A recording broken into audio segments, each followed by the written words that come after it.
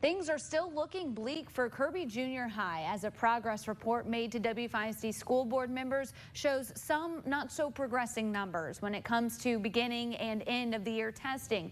Kirby has been on the improvement required rating, and if the school doesn't pass above an overall F rating, it could be closed or the state could take over the district indefinitely.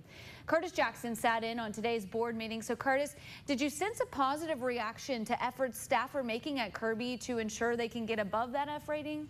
Yeah, well, there definitely was not an abundance of optimism on the outcome, which is just months away. Now, during a presentation, the Kirby Middle School principal says they're putting most of their effort on just getting students to show up to school.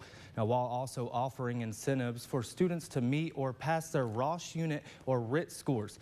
Now, Kirby Principal Alston Caliste says they have created a lunch detention hall that allows students who get in trouble to be punished by being isolated during lunch instead of sending them to in-school suspension, where they'll be secluded and not exposed to the full learning process.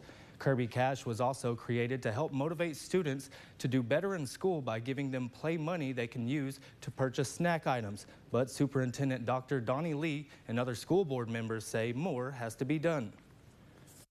There hasn't been enough progress made from fall to spring.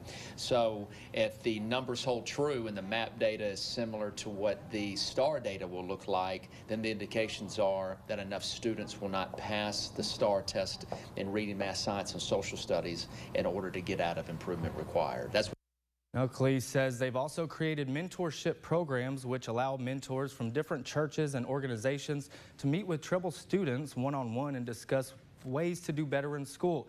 Now, Dr. Lee says they should have more insight on whether or not the school will pass in May, but says the final results should be known around August. He says if the school does have to shut down, the state would give the district a one-year planning period, and if the state takes over the school board, that would go into effect immediately. Okay, Curtis, thank you so much for that update.